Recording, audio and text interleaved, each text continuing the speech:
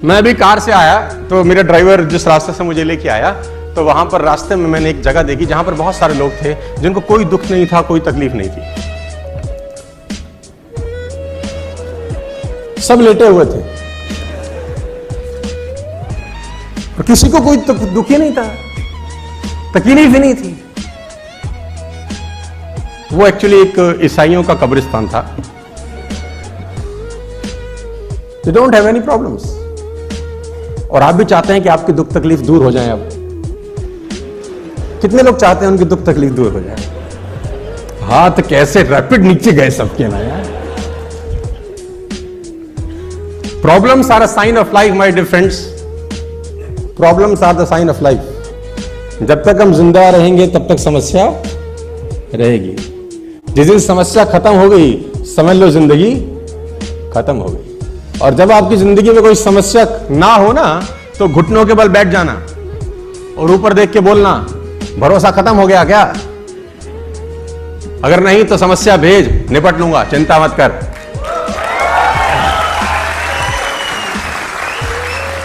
आपकी समस्याएं मैं खत्म कर दूं, कर सकता हूं, तरीका है। वो लेटा है, उसको मार, उसको कोई तकलीफ नहीं, उसके नाक पे घुसंड मार, घूसा मार, दबा दे, तकलीफ होगी उसको।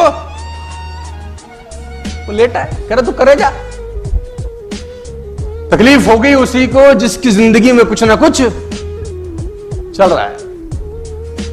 ट्रेनिंग का बहुत जरूरत है सर, बहुत ज्यादा जरूरत है। और जैसे कहते हैं ना कि वो जो कोयला रहता है वो अंगीठी के अंदर गर्म रहता है, कोयला अंगीठी में गर्म रहता है, जैसे अंगीठी से बाहर निकलेगा ठंडा हो जाएगा। ऐसा समझो कि बहुत सर्दी पड़ रहा है, कहीं बहुत सर्दी पड़ रहा है और आप किसी रूम में हो, बाहर है -12 डिग्री, -14 डिग्री, -15 डिग्री टेम्परेचर, अंदर अलाव जल रहा है। अलाव समझते हैं आप लोग? आग जल रही है, बॉन फायर जला रखा है आपने, उसमें लकड़ी डाल रखी है अंदर और -15 डिग्री बाहर है। आप अलाव के पास बैठे हैं, आपको सर्दी लगेगी कि नहीं लगेगी? नहीं लगेगी ना। जैसे जैसे अलाव से दूर होते जाएंगे सर्दी लगना महसूस होता जाएगा कि नहीं होता जाएगा? बाहर जितना भी टेम्परेचर है, अगर आप अलाव के पास हैं तो बाहर का टेम्परेचर आपका बाल भी बांका नहीं करता। क्या मैं ठीक हूं? तो ये अलाव ही है, ये ट्रेनिंग कि इसमें रहेंगे, बाहर का टेम्परेचर कुछ भी हो, तकलीफ कुछ भी हो, आपका कुछ नहीं उखाड़ता फिर वो। और सीखना जरूरी है क्योंकि बाहर बहुत सारे सवाल होंगे आपसे। जब तक आपको पता नहीं होगा जवाब क्या देना, आपको बहुत तकलीफ आएगी। वो एक बहुत पुरानी सी कहानी है कि एक आदमी ना आंख चेक कराने चला गया, बहुत जगह सुनाया मैंने। आंख चेक कराने गया तो वेटिंग थी, तो सोफे पे बैठ गया। जो ऑप्टोमेट्रिस्ट है वो किसी आदमी की आंख चेक कर रहा था, तो उनके पास एक चश्मा सा रहता है ना, जो खाली रहता है अंदर। तो उसने उस आदमी को चश्मा लगाया और उसमें एक शीशा डाला। अब दिख रहा है तुझे? तो बोला ना। तो उसने बोला शीशा निकाल के दूसरा डाला। बोला अब तुझको दिखता है? तो बोला नहीं, थोड़ा थोड़ा दिखना शुरू हो गया। अब ये बाहर बैठ के ऑब्जर्व कर रहा है उसको। फिर उसने तीसरा डाला, बोला अब, कह रहा अब थोड़ा सा साफ हुआ है। फिर उसने चौथा शीशा डाला, बोला हाँ अब मुझे बिल्कुल दिखाई दे। तो उसने पर्ची बनाई कि बाहर चश्मा बना दिया। अब ये गया, अब इसका नंबर था, ये तो देख रहा था बहुत देर से। अब उसको भी वो चश्मा लगाया जिसमें 2 छेद थे। पहला शीशा डाला, तो तुझे दिख रहा है? बोले नहीं।